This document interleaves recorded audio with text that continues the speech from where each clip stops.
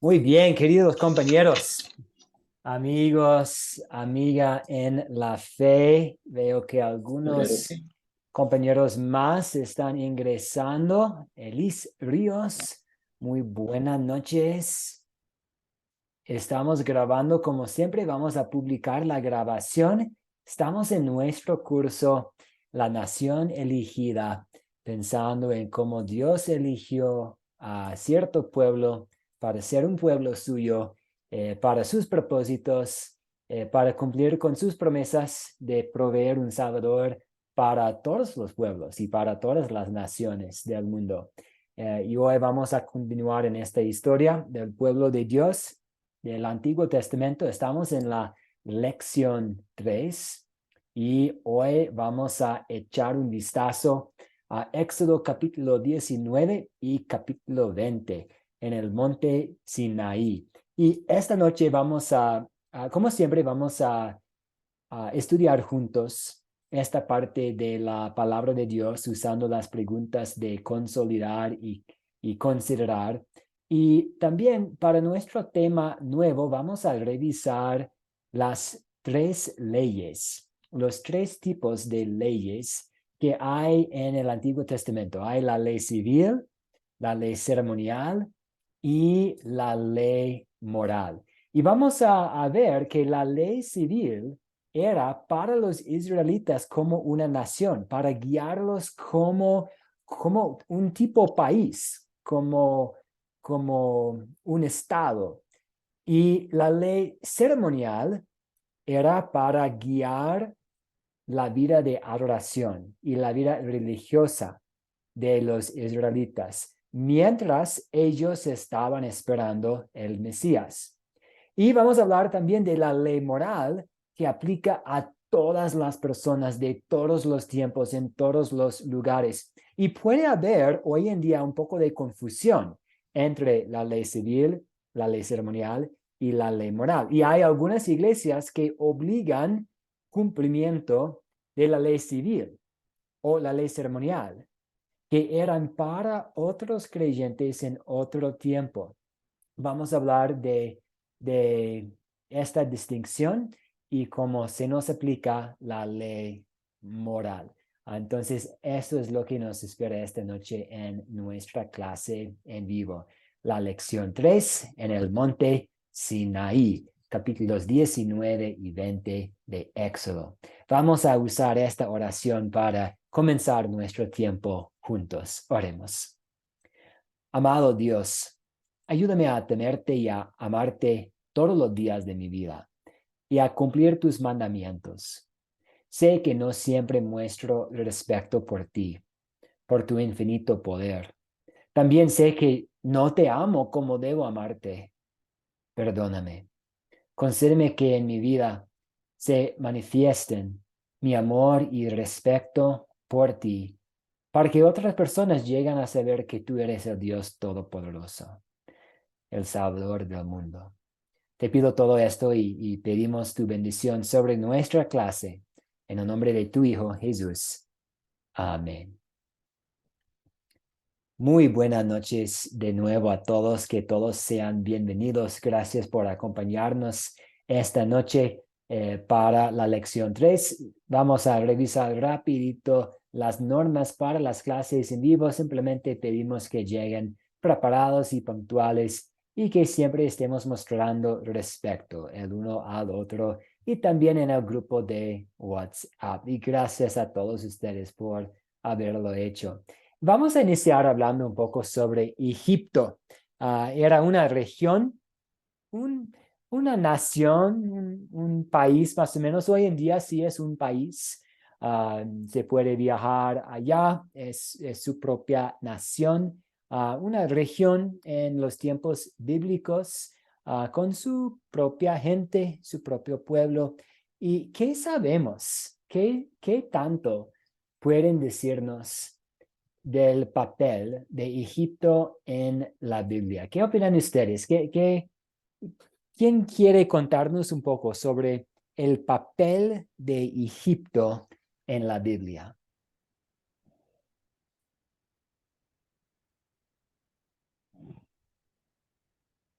Hablamos un poquito sobre este concepto en la clase anterior. Sí, damos la palabra a Esteriz, adelante. Bueno, profe, yo pude investigar que el papel que cumplió Egipto en la Biblia aparece de forma reiterada. Se menciona 698 veces en el Antiguo Testamento, desde Abraham hasta Jesús. Los profetas tuvieron una conexión continua con este lugar. 92 veces en los 4 evangelios y una vez se menciona en Apocalipsis. Egipto como símbolo de esclavitud, Egipto como refugio para Abraham y Sara cuando hubo la hambruna y iban para Canaán, como la vivida de las pruebas de José. Jeroboam también se fue huyendo para allá, para Egipto. La profecía de Jeremías en Egipto, la huida de la Sagrada Familia, cuando María y José y el niño se fueron para Egipto. Y así fue lo poco que pude.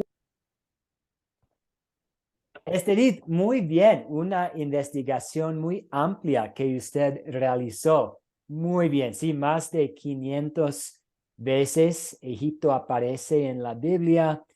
Gracias por mencionar a Abraham, José, sus hermanos, Moisés. También la conexión con la familia sagrada que usted mencionó, el Salvador, Jesús, el niño Jesús, el bebé Jesús y su padrastro José y su mamá María. José llevó a María y a Jesús al Egipto para escaparse del rey Herodes. En el día de Pentecostés escuchamos acerca de personas de todo el mundo ahí, escuchando el sermón de Pedro, y sabemos que había gente de Egipto presente. Muy bien, Estelí, muy bien. Y señor Javier Rivas, adelante. Amén, pastor. Muy buenas noches, bendiciones a todos. Sí, básicamente es un resumen, un bosquejo lo que la hermana hizo. Muy bien. Pues acá agrego que me basé desde que arranca José, que lo venden como esclavo y lo llevan a Egipto por ser una nación un poco dura e incrédula, ¿no? Entonces Dios, digamos que tiene presente este sitio donde va a manifestar gran parte de la historia que vemos nosotros del Antiguo Testamento y del Nuevo Testamento, ¿no?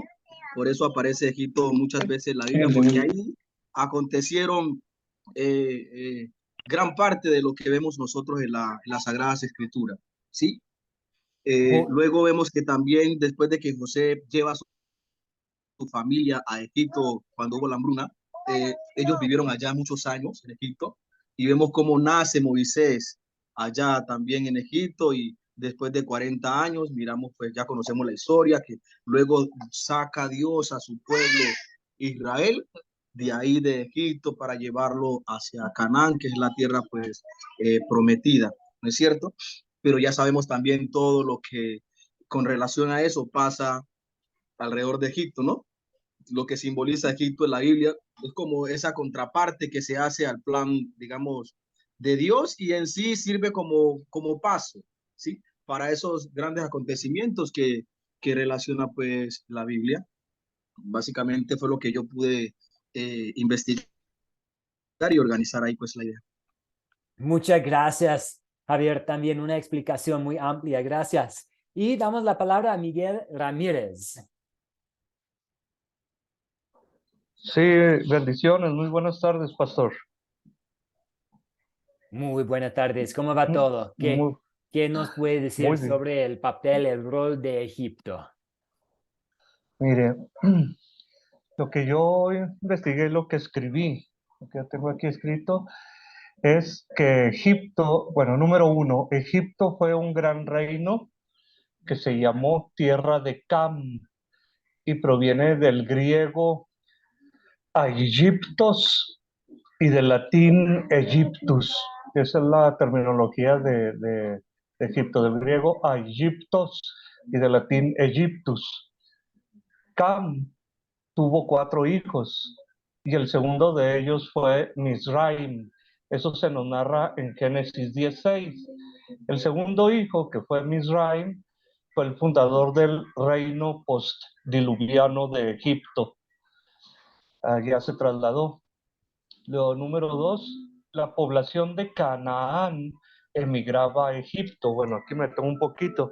¿Qué tienen que andar haciendo los israelitas en Egipto si Egipto es un país africano?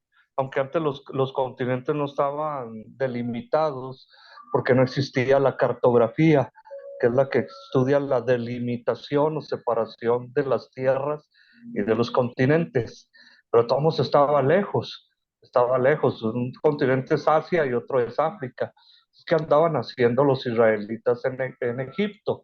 Bueno, la respuesta es de que la población de Canaán emigraba a Egipto en busca de alimento, porque en este sitio las cosechas eran abundantes y no dependían de las lluvias. Los egipcios no dependían de las lluvias, como los israelitas, sino de la crecida del gran río Nilo.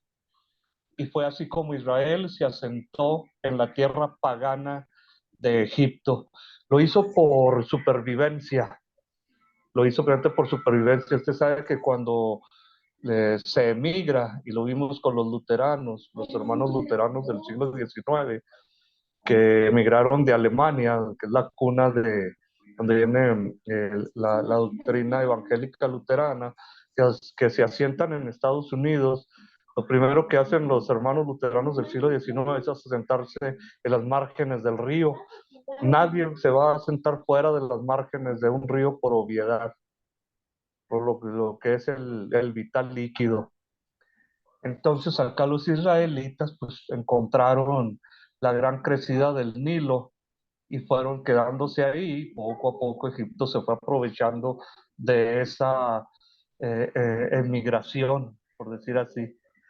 Bueno, entonces el otro punto, en el capítulo 21 de Génesis, se habla de una esclava egipcia llamada Agar, propiedad de Abraham. Entonces Agar era egipcia y Abraham tuvo un hijo con ella, que fue Ismael.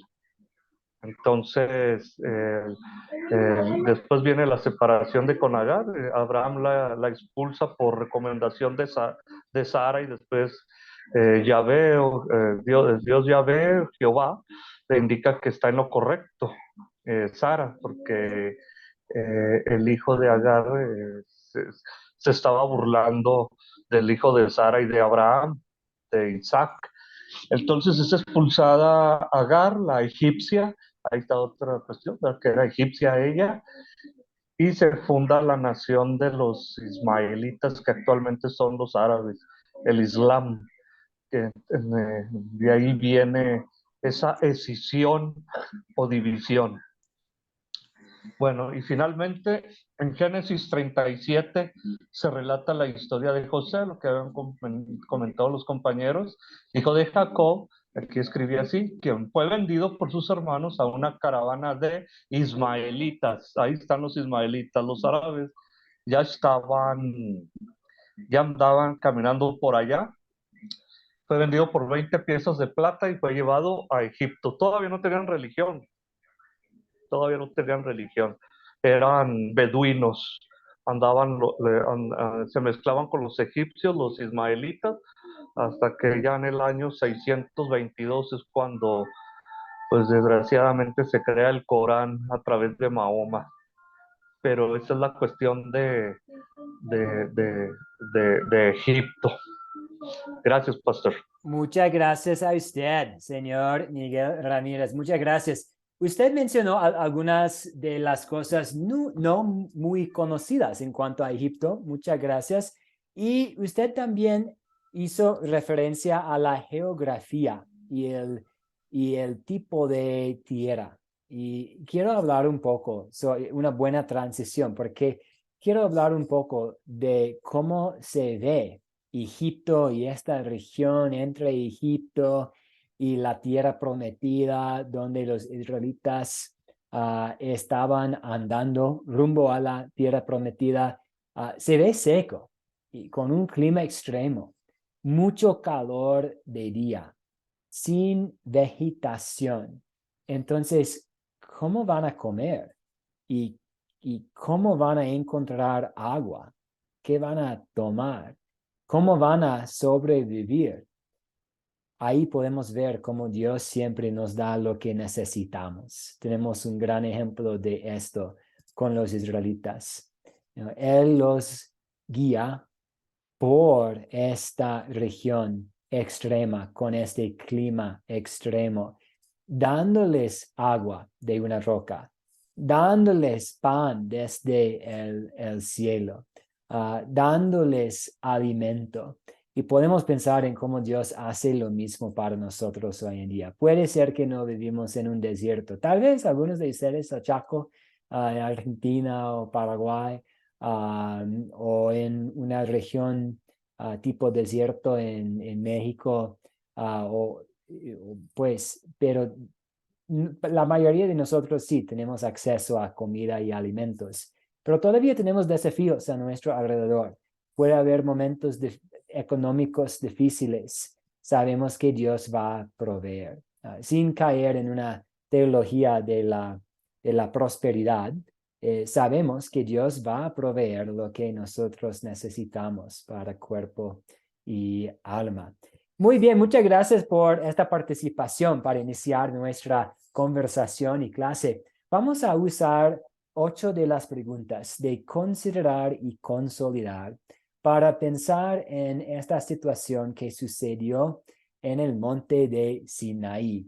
Y ahí vamos a proveer como la fundación, el fundamento, y luego vamos a hablar más sobre la ley de Dios, la ley que Dios dio a Moisés. A veces la llamamos la ley de Moisés, la ley civil, la ley ceremonial, y también vamos a hablar de la ley natural, o sea, la ley moral. Entonces ahora vamos a poner como la fundación. Entonces la primera pregunta para nosotros, si está bien, si tienen sus Biblias ahí, ¿quiénes son los personajes? Sí, Elis Ríos, adelante. Gracias, buenas Ríos. noches para usted, pastor, y para todos mis amados hermanos. Bueno, yo encontré que los personajes, primeramente tenemos a Dios en su propósito con Moisés y con los hijos de Israel. Tenemos el pueblo, los ancianos del pueblo, los sacerdotes, Aarón, esos personajes. Muy bien. Moisés, Aarón, el Señor en una densa nube, los hijos de Sí, Israel. Yo he estudiado sí, Éxodo varias veces en mi vida, pero siempre podemos aprender nuevas cosas, ¿cierto? sí, Hay tantos detalles aquí en sí, este libro, ya que es un libro histórico, que podemos notar algo que se nos pasó la primera vez. Yo no había dado cuenta antes que Moisés era un poco más joven que Aarón tenía 3 años más. Y para mí es interesante pensar en cómo Dios va a elegir a quien quiera para roles. Puede ser que algún día usted está plantando un grupo y va a haber algún joven, o alguien con menos años que tiene dones que usted puede involucrar en la obra. Puede ser que no. A veces las personas mayores tienen más sabiduría por haber tenido más experiencias, pero eso fue nada más un detallito, algo muy pequeño que me llamó la atención, que, no me di cuenta antes de que Moisés tuviera menos años, solamente 3, pero menos años de Aarón, y que vamos a ver a medida que estudiamos Éxodo y Deuterónimo, vamos a ver que a veces andaban muy bien, se cayeron muy bien, pero había conflictos también y a veces un poco de un conflicto, un poco de tensión entre Moisés y Aarón, y podemos aprender de esto también. Gracias, Elis Ríos. Y la segunda pregunta, ¿cuáles son los objetos de esta historia? ¿Cuáles son los objetos? Ángela, muy buenas noches. Adelante, Ángela.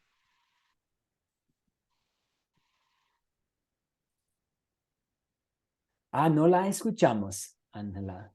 Ya casi, buenas noches, Dios les Ahora bendiga. sí, sí. Es que casi no puedo. No. Los objetos de la historia, el desierto, campamento, monte de Sinaí, animales, tesoro, tierra, nube, ropa, cuernos, carnero, truenos, relámpagos, humo, las tablas donde se escribieron los mandamientos. Tengo esos nomás. Muy bien, excelente. Sí, la ropa, la densa nube, relámpagos, truencos, ¿cierto? El sonido de la trompeta, la montaña, los animales. Muchas gracias, Ángela, por la participación. Y la tercera pregunta, ¿dónde ocurrió esta historia? Ya hablamos, pero ¿dónde ocurrió esta historia? Esteriz, adelante. Sí, profesor. Ocurrió de Egipto al Sinaí, saliendo de Refidim. Muy bien. Sí, ¿me escuchó? Sí, la escuchamos. Muy bien, gracias. Desierto de Sinaí, frente al monte Sinaí o el monte Horeb. Y como ya mencioné, en un clima muy seco, muy caliente, sin mucha agua, una oportunidad para confiar en Dios para las necesidades físicas, igual como confiamos en Él para las necesidades espirituales.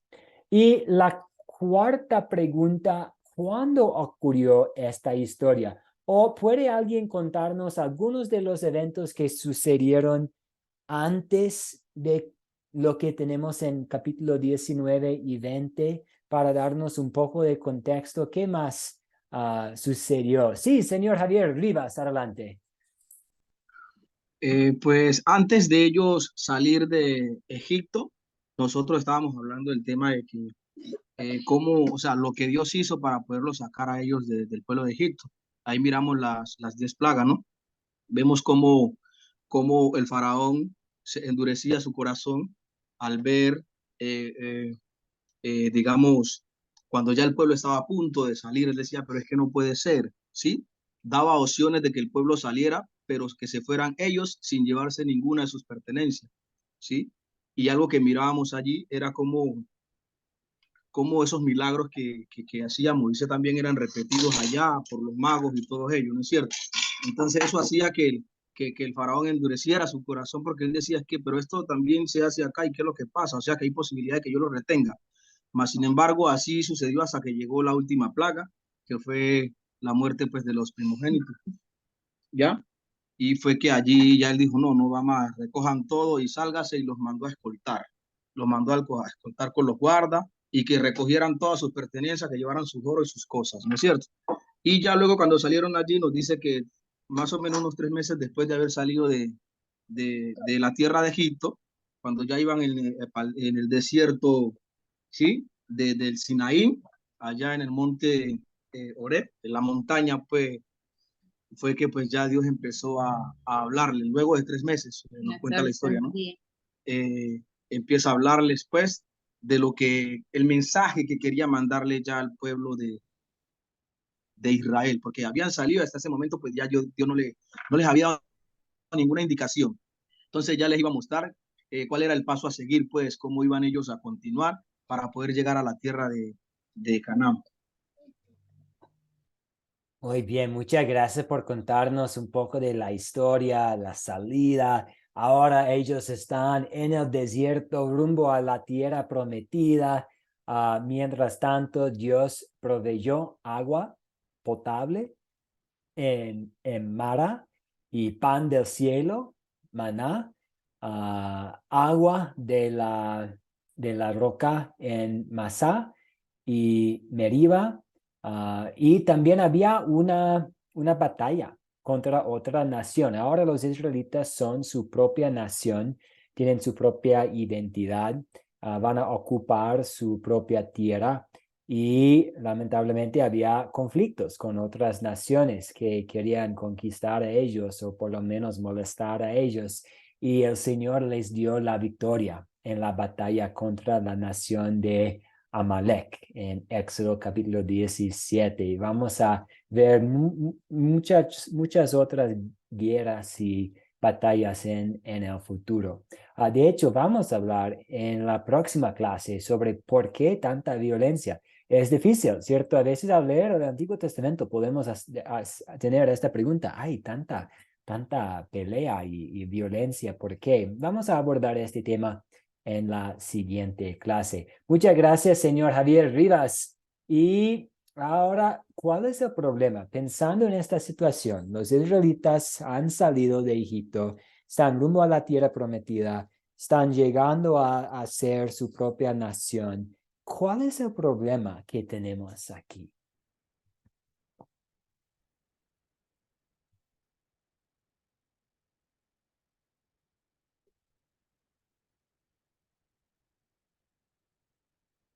Recordamos, o tal vez nos toca pensar en algunas de las diferencias entre ellos como pueblo de Dios y nosotros como pueblo de Dios hoy en día. Hoy, ¿cómo Dios nos habla? ¿Y cómo sabemos qué hacer y qué no hacer? Tenemos la Biblia, las sagradas escrituras. Si queremos saber qué debo yo hacer en la vida, sabemos a dónde ir.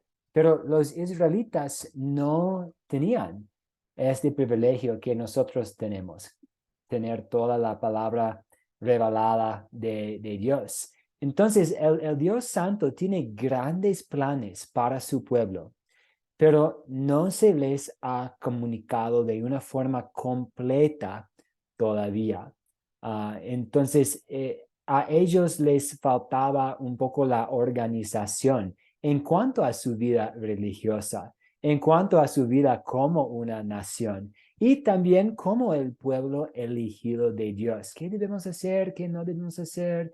Ah, También el pueblo tenía miedo en la presencia del Señor. Para mí, siempre me llama la atención que en la Biblia, cuando aparece un ángel o cuando aparece el Señor, ¿cuál es la reacción natural de los seres humanos? Es, ay, aléjate de mí, ay, qué pena, ay, tengo miedo, soy arruinado. Y esta es la reacción normal, porque nosotros como seres humanos, con todo nuestro pecado, no podemos estar en la presencia del Señor. Pero a pesar de esta realidad, Dios todavía habla con ellos sin destruirlos. Tiene una relación con ellos. Damos la palabra a Edinson y después al señor Holman. Adelante, señor Edinson. Creo que de Pucallpa, Perú, ¿cierto? Ahí no lo escuchamos. Ahora sí. Gracias, Matt. Es muy interesante el momento en que el pueblo de Israel está y era necesario ya que tenga un encuentro con el Señor. ¿Cuál es el problema? El problema era que Israel venía de Egipto y en Egipto había muchas prácticas, como ya lo dijo un hermano, totalmente contrarias a la fe. Entonces, era necesario poner los parámetros. Es algo parecido de lo que nosotros en un momento hemos salido. Nosotros hemos salido de Egipto. Y es un momento en el cual nosotros tenemos que ir al tema de los parámetros y Dios nos pone los parámetros. En el caso nuestro nos pone los parámetros a través de la Biblia. ¿Qué hacer, qué no hacer? En ese caso, a Israel tenían que ponerle los parámetros, tenían que ponerle las normas, lo que yo llamaría en mi carrera la norma de convivencia, la norma de vida, las normas para andar bien y no para pecar, para seguir pecando. Porque había acá un detalle. Si bien es cierto, Israel salió de Egipto, pero todavía había israelitas que habían salido de Egipto, pero estaban cargando a Egipto. Entonces era necesario, ese era el problema. Era necesario que el pueblo tenga sus parámetros, sus normas, sus leyes, para que puedan convivir en comunión entre Dios y el pueblo y entre también también los hermanos. Entonces el problema era ese. Gracias, Mar. Muy bien, gracias a usted. Y sí, sabemos que Dios quería que su pueblo fuera diferente que los otros. ¿Y cómo iba a ser diferente el pueblo de Dios, la nación elegida? Con estas reglas de convivencia. Y vamos a ver también que es más que simplemente hagan esto, que no hagan esto. Vamos a ver que la Biblia es mucho más que solamente una lista de reglas. Es la palabra revelada de Dios que nos habla de su amor para con nosotros en Cristo Jesús. Pero sí, en este contexto, en esta historia, sí, ¿qué deben hacer los israelitas ahora, ya que son librados de Egipto? ¿Cómo deben vivir? Señor Holman, adelante. Gracias, profesor, para usted, para todos. Bueno, yo encuentro unos detalles en esta historia. En la tarea decía que identificar unos detalles. Los detalles que yo identifico en esta historia es que el Señor se glorifica de una manera especial, ¿cierto? A su pueblo. ¿En qué sentido? En que Él llama a los líderes, llama a Moisés, ¿cierto? Cuando Él dice que baje, dice la palabra de Dios que Moisés reunió a los ancianos y les consultó, ¿cierto? O sea, Él no tomó la propia decisión, ¿cierto? Y esto significa un trabajo en equipo, es un trabajo en equipo. Dos, Dios coloca límites, Él coloca un orden, ¿cierto? Ese es un detalle. El tercer detalle que yo encuentro son las trompetas, ¿cierto? Tanto en el Antiguo Testamento como en el Nuevo se anuncian de las trompetas. La trompeta de Dios es algo significativo, algo que se va a presentar, ¿sí? En el tiempo de la venida del Señor. Si lo vemos en primera Tesalonicenses, ¿sí? Vemos ahí, cuando venga el Señor, anunciará, ¿sí? Con trompetas, ¿cierto? Otro detalle que yo encuentro, que Dios es amor y es fuego consumidor, está en el Antiguo y está en el Nuevo Testamento, ¿sí? Aquí dice que el mundo, todo el mundo tenía, ¿cierto? O sea, él da el alimento, ¿sí? Pero también da también esa condición para que el pueblo tema y se aparta, ¿cierto? Otro detalle que yo encuentro es que todo el pueblo dijo, sí, nosotros vamos a obedecer, pero si vemos más adelante, el pueblo no obedeció. Y eso al día de hoy significa que a pesar de que nosotros tenemos la palabra de Dios escrita, como usted lo refería bien, pastor, ellos hablaban solamente, escuchaban porque no tenían el privilegio que tenemos nosotros, que lo tenemos toda la palabra revelada. Y a pesar de ello, no se hace caso, ¿cierto? Ellos dijeron que sí, sí, nosotros obedeceremos, ¿cierto? Pero no obedecieron, entonces por eso vienen unas consecuencias. Entonces son unos detalles, pastor, que yo he encontrado, ¿sí? En este tema de Éxodo 19, ¿no? En Éxodo 20 ya pues viene la ley ceremonial, la ley natural o moral, que ya avanzará usted, pastor. Muchas gracias, señor Holman, por compartir estos detalles con nosotros. Sí, usted tiene mucha razón. Y sí, vamos a ver como un ciclo de Dios siendo amoroso con los israelitas, ellos pecando y Dios los perdonando. Y podemos pensar en cómo lo mismo sucede en nuestras vidas también. Dios nos da tantas cosas maravillosas. Por un momentito podemos ser agradecidos, luego caemos en el pecado, pero sabemos que Dios está ahí para perdonarnos por lo que Cristo hizo. Muchas gracias. Y también hablamos sobre un tema parecido a lo que el señor Holman nos dijo en la clase esta mañana acerca de ¿por qué Dios eligió a los israelitas? ¿Por qué ellos? Y la respuesta es simplemente por la gracia de Dios. Podemos volver a las promesas a los patriarcas y a Abraham, pero contamos con la misma pregunta: ¿por qué ellos? ¿Por qué Abraham? Y la respuesta es por su gracia. Y es lo mismo cuando nosotros hacemos la pregunta: ¿por qué soy salvo yo? ¿Por qué Dios decidió poner la fe en Jesús en mi corazón? Por su gracia, su amor no merecido. Entonces, hemos identificado algunos problemas y se solucionan. Sí, Dios les da la ley para que tengan esta organización en su vida religiosa, en su vida civil y también en su vida espiritual, en su camino a la tierra prometida. Y Él comunica con ellos sin destruirlos. Ahora la pregunta número 6. Ya hemos hablado un poco sobre este tema. ¿Qué pecado veo en esta historia y confieso en mi vida? Para mí, pienso en cómo no soy digno de estar en la presencia del Dios Santo. También puedo pensar en los 10 mandamientos. Y cuando yo escucho los 10 mandamientos, yo puedo ver mi pecado en el espejo de la ley de Dios.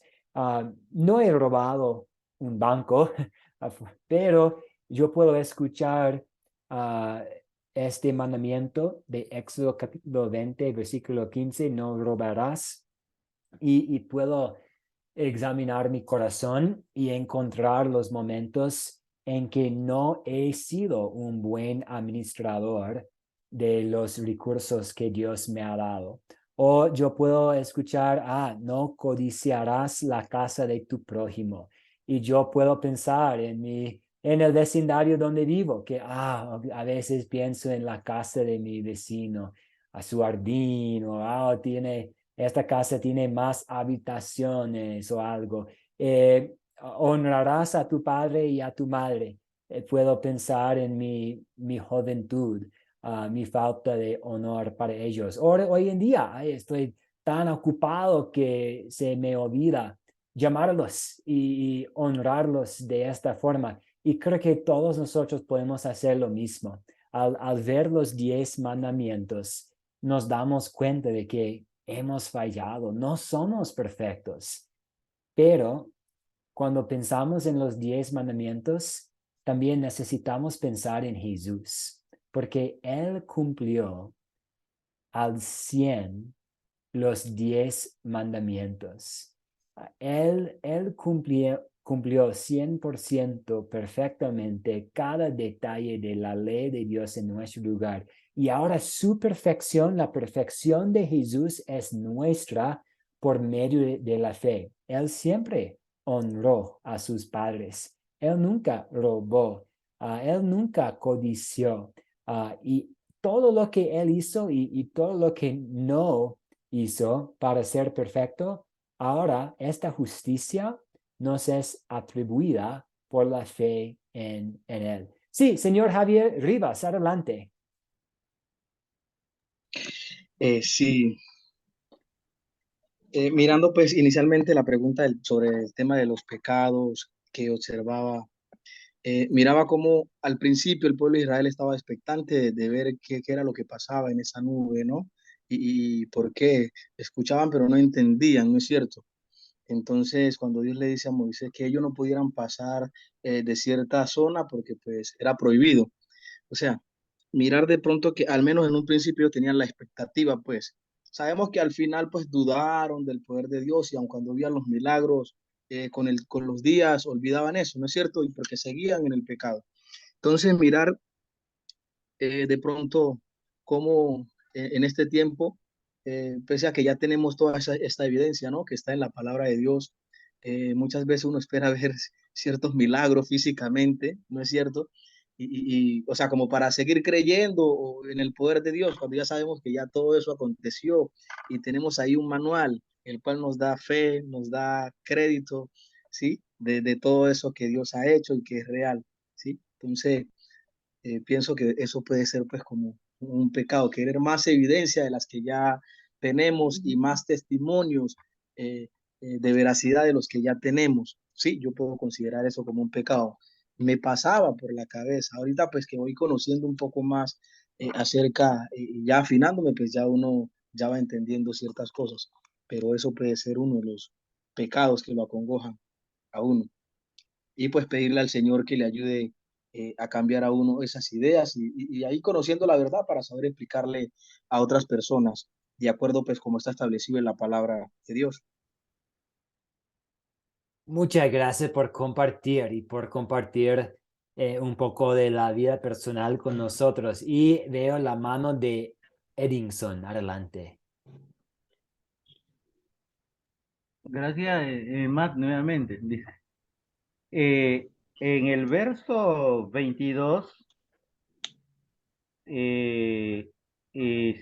veo algo muy hermoso cuando dice, y también se santifiquen los sacerdotes que se acerquen a Jehová para que Jehová no haga en ellos estrago. Veo el amor de Dios, pero a la vez como que nos da una,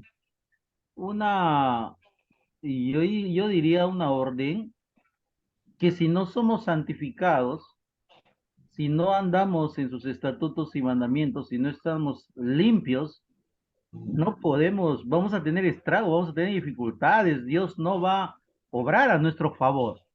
Entonces, ahí veo el amor de Dios como que manda a los sacerdotes, a los líderes de las tribus, a que se santifiquen, o sea, que se purifiquen, que anden, yo entiendo la santificación, la purificación como que andar rectamente en los caminos del Señor. Entonces ahí veo el amor de Dios porque Dios no solamente da la tabla, sino dice, santifíquese, anden rectamente en mis caminos, en mis estatutos. Más o menos estoy parafraseando lo que implica la santificación, implica la purificación, porque hay una palabra muy bonita que dice, en el libro de Josué, dice, yo y mi familia serviremos a Jehová. Entonces yo entiendo que no solamente era el encargo para el sacerdote, que de repente era para toda la familia, para toda la tribu, pero ahí veo el amor de Dios, o sea, preocupado por el pueblo, preocupado por los líderes, preocupado por los sacerdotes, cuando dice, santifíquense. Y Jehová dijo, y también que se santifiquen los sacerdotes que se acercan a Jehová, que se acercan a Jehová. Entonces, porque muchas veces los sacerdotes o los líderes interceden por el pueblo de Dios. Entonces, ahí veo el amor de Dios interesado en todos nosotros, y lo que Dios nos pide hoy en día es santidad, pues. Yo veo que la historia de ayer nunca pasan. Pueden ser las historias de hoy, pueden ser la historia de mañana. Gracias, man. Muchas gracias. Sí, y vemos el amor de Dios en Dios proveyendo esta organización con sacerdotes, también con los 10 mandamientos. La ley de Dios es para nuestro bienestar. Si podemos, como Javier Rivas está diciendo en el chat, si vamos a cumplir con la ley, vamos a tener menos problemas en la vida. Entonces, la ley es para nuestro bienestar. Podemos pensar en la santidad y la obediencia, y cuando lo hacemos, necesitamos también pensar en Jesús. Ok, todo lo que Dios está haciendo aquí es en preparación para la llegada del Mesías, del Salvador prometido, quien nos da la santidad que necesitamos, quien era obediente en nuestro lugar. Y Aurea dijo en capítulo 19, versículos 5 y 6, sí, ustedes serán para mí un reino de sacerdotes, un pueblo santo. Dios los eligió para mantener el linaje para el Salvador prometido. Hablamos esta mañana en por qué ellos tienen este privilegio de recibir de esta forma el amor de Dios para ser el pueblo elegido.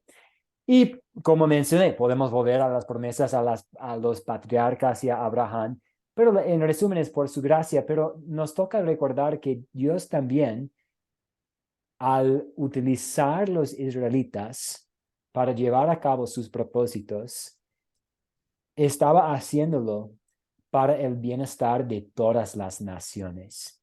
Y vemos también en las páginas del Antiguo Testamento el amor de Dios para todos. Entonces sí, eligió a un pueblo específico para ser su nación elegida y santa, pero también él amaba a todos. Por eso mandó a Jeremías a ser un profeta a las naciones. Y cuando dice a las naciones, significa a los no judíos, a los no israelitas también.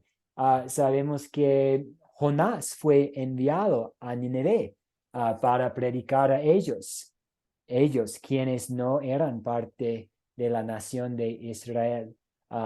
Y vemos esta hermosa verdad proclamada y reiterada en el Nuevo Testamento también. Vayan y hagan discípulos de todas las naciones. Muy bien, muchas gracias por esta participación. Y la última pregunta que vamos a considerar para consolidar esta parte de la palabra de Dios. Ahora, con la ayuda de Dios, ¿qué punto de esta historia saco para poner en práctica en mi vida hoy? Pues que demos gracias a Él por su santa ley y por el cumplimiento perfecto de la misma por Cristo en nuestro lugar.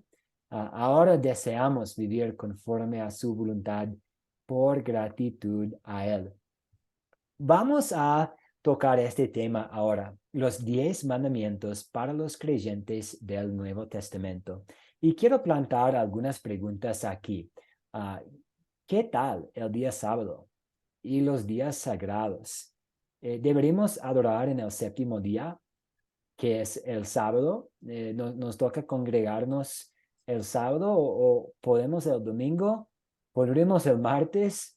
¿Por qué los creyentes lo hacen los domingos hoy en día? ¿Y por qué algunos todavía lo hacen en el séptimo día, el día sábado? Y las leyes dietéticas que Dios dio a Israel en el Antiguo Testamento, ¿necesitamos seguirlas? Entonces, ¿qué tal el chancho, el puerco? Para los de México, los tacos al pastor, los de Ecuador, la fritada, esto podemos comer. Y los sacrificios y los lugares de adoración. Estos mandamientos nos aplican a nosotros hoy en día. Y para resumir, voy a plantar esta declaración, ¿de acuerdo o no? ¿Y qué opinan ustedes? La ley de Moisés no es obligatoria para los gentiles, sino únicamente para los judíos. Y me toca explicar un poco. ¿Qué es la ley de Moisés? La ley de Moisés es la ley civil y ceremonial. Entonces, la ley ceremonial que gobernaba la vida religiosa y la ley civil que gobernaba a la nación de Israel como un estado, como un país, leyes civiles, y no necesariamente la ley moral. Entonces, la ley de Moisés, la ley ceremonial, la ley civil, ¿es obligatoria o no para los gentiles? Y también me toca explicar quiénes son los gentiles. Los gentiles son cualquier pueblo que no son judíos. Entonces, los estadounidenses, los ecuatorianos, los colombianos, los mexicanos, los africanos, muchos de los de Europa son gentiles porque no son étnicamente judíos. Entonces, la ley de Moisés no es obligatoria para los gentiles, sino únicamente para los judíos. ¿Qué opinan ustedes?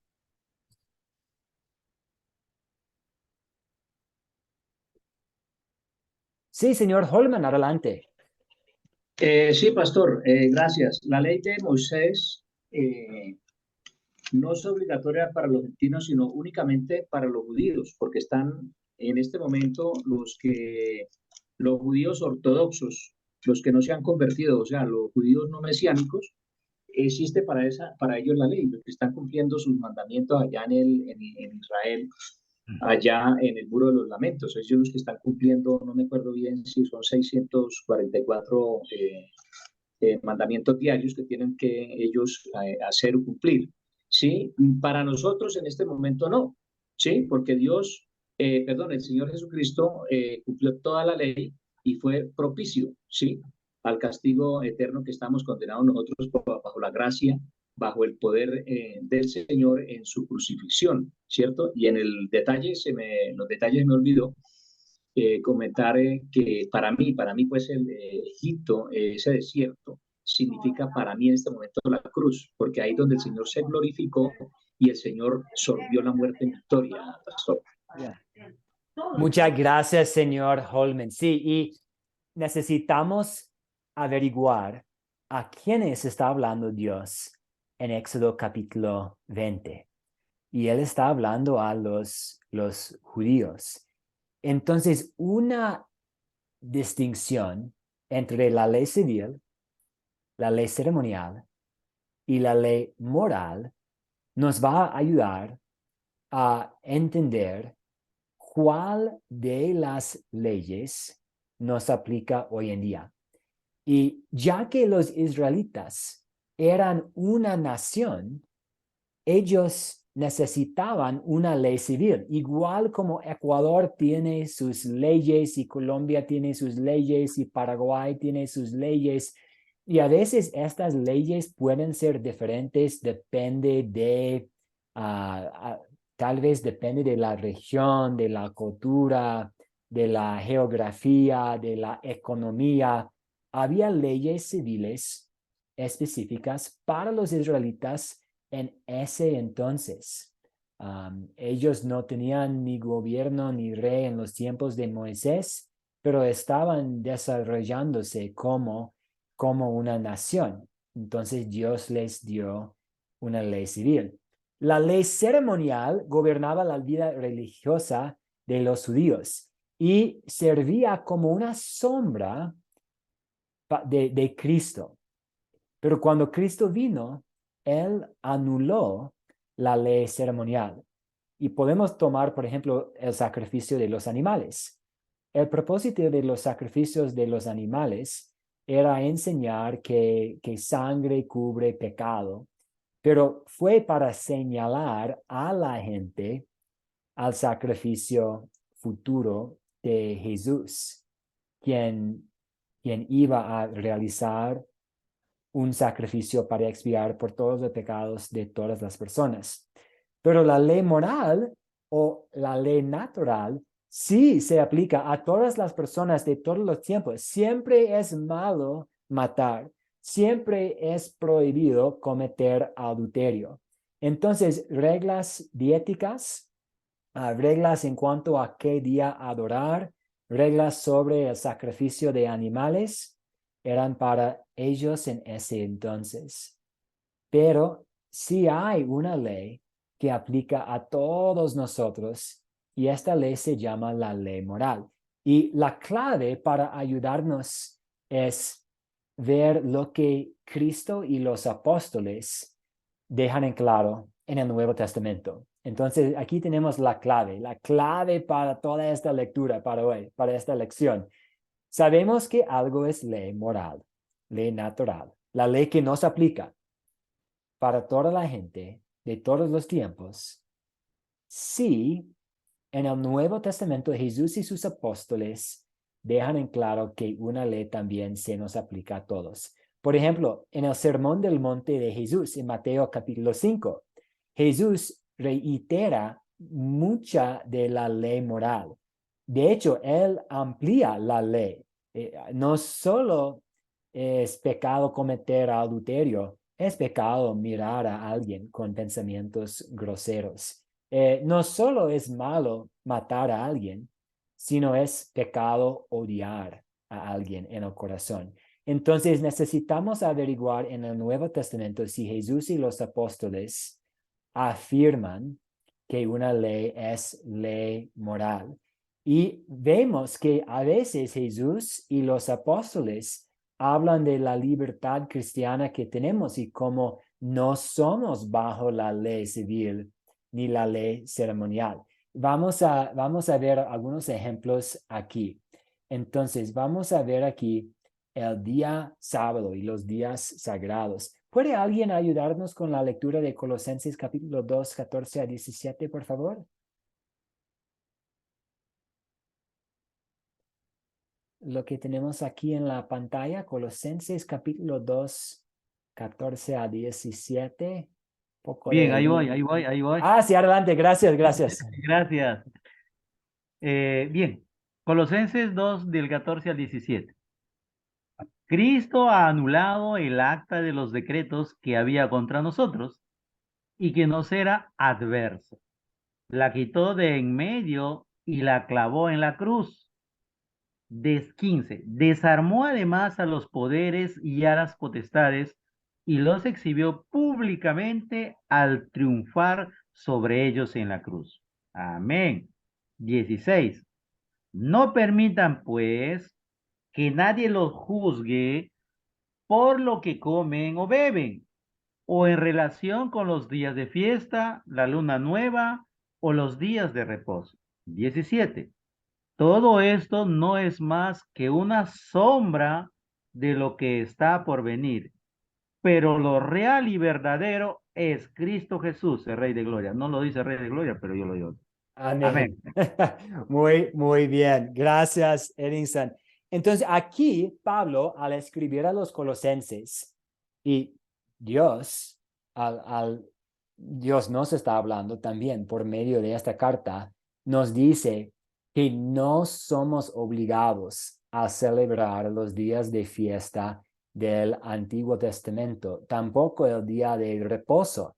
Sí, debemos dedicar tiempo para estar en la palabra de Dios. Sí, debemos congregarnos con otros creyentes para alabar a Dios y escuchar su palabra. Pero en cuanto al día de reposo específico, hay flexibilidad ahora en el Nuevo Testamento. Entonces, aquí estamos contando con lo que dicen los apóstoles para hacer esta distinción entre la ley ceremonial, que era para los israelitas, y la ley moral, que es para nosotros. Las leyes dietéticas del Antiguo Testamento. ¿Puede alguien leer las palabras de Jesús aquí en Marcos 7, 18 a 20? Amén, pastor. Adelante, Holmen, gracias. Dice así la palabra del Señor, Marcos 7, 18 al 20. Jesús les dijo, ¿tampoco ustedes pueden entender esto? ¿Acaso no entienden que nada que venga de afuera y entre en alguien puede contaminarlo? Porque eso no entra en su corazón, sino en su vientre, y al final va a parar en la letrina. Con esto Jesús estaba diciendo que todos los alimentos son limpios, aunque también decía que lo que contamina es lo que sale de la persona. Amén.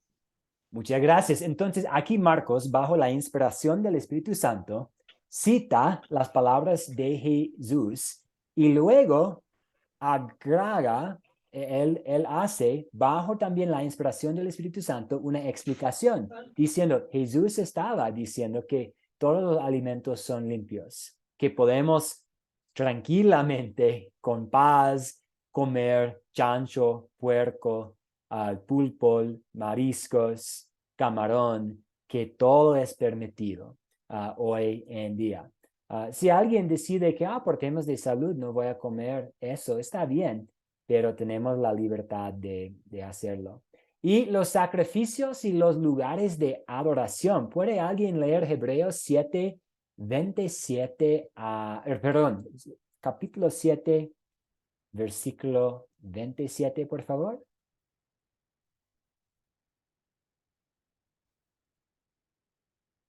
Amén. Adelante, Ángela, gracias. Hebreos 7:27. No es como los otros sumos sacerdotes que diariamente tienen que ofrecer sacrificio, primero por sus propios pecados y luego por los de los pueblos, por los del pueblo, perdón. Jesús hizo esto una sola vez y para siempre, y cuando se ofrece a sí mismo. Amén. Muchas gracias, Ángela. Entonces, sí, en alguna época, antes de Cristo, había la necesidad para siempre estar ofreciendo sacrificios.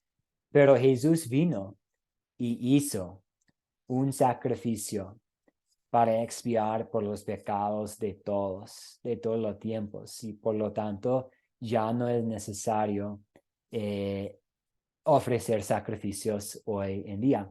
Y también los lugares de adoración. Tenemos de Juan capítulo 4, Jesús estuvo hablando con una mujer samaritana aquí y ella tenía confusión en cuanto a dónde debo congregarme, dónde debo adorar, porque los judíos dicen ahí y mi gente dicen allá. Y pues algún día el Mesías va a venir y Él nos va a aclarar todo. Y aquí tenemos la respuesta de Jesús. ¿Quién nos puede colaborar con la lectura, por favor? Juan 4, 19 a 23. Amén. Gracias, Javier. Dice, mujer, le dijo, Señor, me parece que tú eres profeta. Nuestros padres adoraron en este monte y ustedes dicen que el lugar donde se debe adorar es Jerusalén. Jesús le dijo, créeme, mujer, que viene la hora cuando ni en este monte ni en Jerusalén adorarán ustedes al Padre. Ustedes adoran lo que no saben, nosotros adoramos lo que sabemos, porque la salvación viene de los judíos.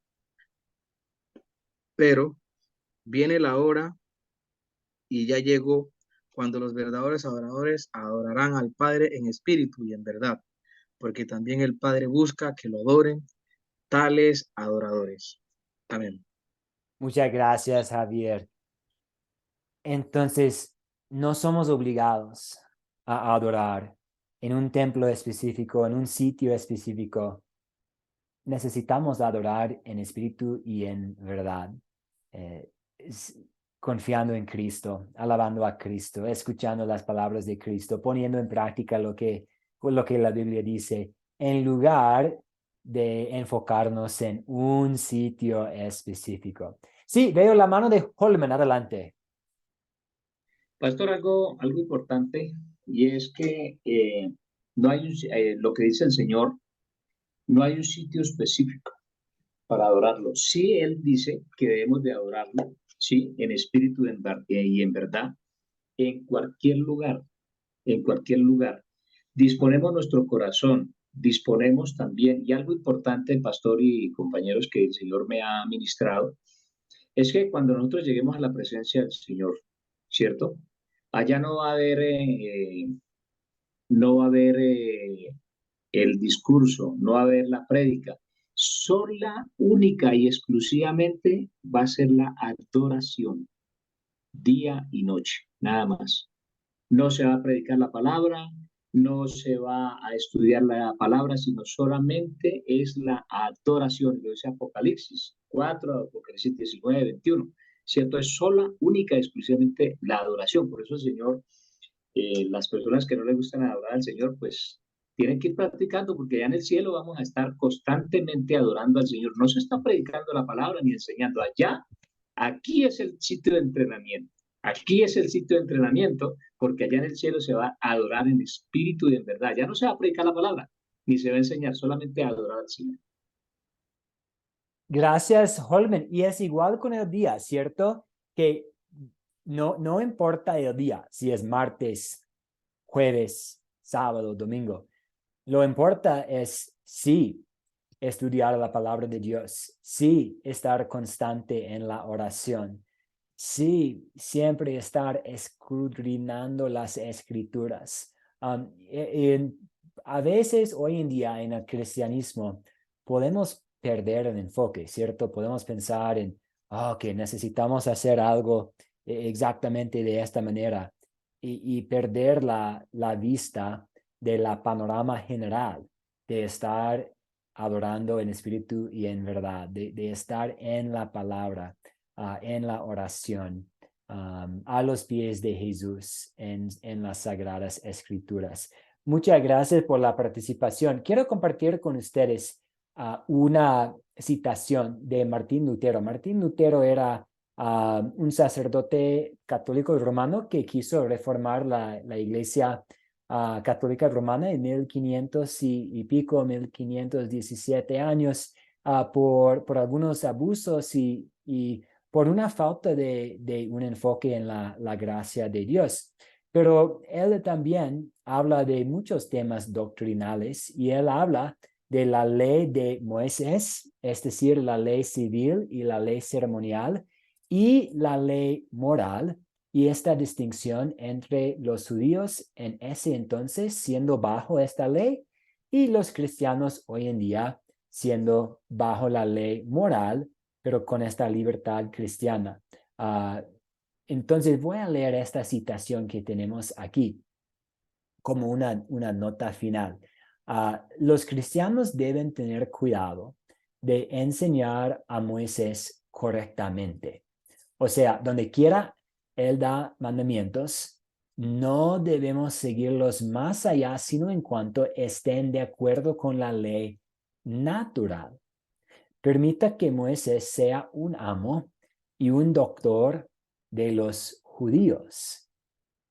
Nosotros tenemos nuestro amo Cristo, que nos ha remitido a nosotros lo que debemos saber, cumplir, hacer y dejar de hacer. Tenemos suficientes leyes en el Nuevo Testamento. Por lo tanto, no lo queremos tener a Moisés sobre nuestras conciencias, sino que únicamente nos preocupamos en mantener a Cristo sin mancha. Y Martín Lutero no era en contra de los 10 mandamientos. De hecho, él escribió un resumen y una aplicación hermoso de cada mandamiento que nos sirve, que yo trato de revisar la mayoría de los días. Pero él estaba diciendo que no debemos obligar nuestras conciencias a cumplir con las leyes civiles de la nación de Israel y las leyes ceremoniales que gobernaban la vida religiosa de los judíos antes de la venida de Cristo. Y que simplemente debemos enfocarnos en la ley moral, la ley que tenemos en el Nuevo Testamento. Y podemos hablar más de esta distinción, pero todo tiene que ver con esta distinción entre la ley moral y la ley civil y ceremonial. Sí, señor Holman, adelante. Una pregunta, pastor, Sí. para que la desarrolle. Aquí en Colombia en varias congregaciones se realizan las leyes, perdón, la fiesta de las primicias, ¿sí? Etcétera. Entonces, eso no va conforme a lo establecido hoy en día para nosotros, ¿cierto, pastor? Sí, y especialmente si es una obligación. Si una congregación va a decir, necesitamos hacer tal cosa, no, somos obligados. Ahora ellos están confundiendo la ley civil, ceremonial y moral. Si hay una iglesia que dice que, por un poco de compañerismo para hacer un evento chévere, vamos a celebrar una cena especial, igual como celebraron los israelitas en la Pascua, para algo de compañerismo, algo de diversión, como una actividad educativa, está bien, no hay problema. El problema es cuando hay una obligación para cumplir con estas leyes, estos días, y no podemos. ¿Cómo vamos sería imposible cumplir con toda la ley civil y ceremonial del Antiguo Testamento? Muchas gracias a todos. Otras preguntas, otras dudas antes de cerrar nuestra clase. Voy a compartir un video breve mañana en la mañana para ver en preparación para nuestra clase el miércoles. En la clase que viene vamos a estudiar Josué capítulo 6. Vamos a hablar un poco de este tema de guerra y batalla y violencia. Vamos a aprender un poco sobre Josué, perdón. Eso es lo que nos espera. ¿Preguntas, dudas antes de cerrar nuestra clase esta noche?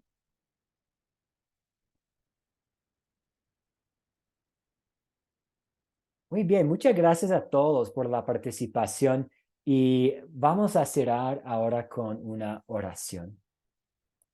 Padre Celestial, te damos gracias por este día, por esta clase. Te doy gracias por los participantes en este curso, por la fe que tú has puesto en sus corazones, por sus familias, por las oportunidades que ellos tienen para servirte y honrarte y para brindar tu paz a otros. También te damos gracias por tu ley y la ley moral que sirve como un espejo para indicarnos nuestro pecado, que sirve como un freno para frenar la naturaleza pecaminosa y también que sirve como guía para guiarnos en actos de gratitud a ti. Pero también te damos gracias por Jesús, tu Hijo querido, nuestro Salvador, porque sabemos que Él cumplió perfectamente la ley en nuestro lugar.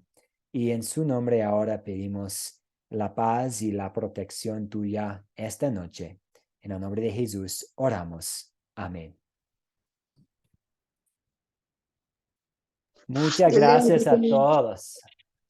Dios les bendiga a todos y a usted, pastor. Dios les bendiga, hermanos. Dios les bendiga. Igualmente, que todos descansen muy bien esta noche. Qué gusto verles aquí en la pantalla. Gracias por haberse tomado un poco de tiempo para estar en la palabra. Amén. Muchísimas gracias, pastor. Estamos en comunicación. Muchas gracias, pastor, y para todos los hermanos, un abrazo en Cristo y la paz del Señor esté con nosotros también. Amén. Igualmente, que la paz del Señor sea con todos ustedes. Qué gusto verla, Ángela. Muy buenas noches, como siempre. Voy a subir la grabación. Nos vemos pronto, Dios mediante.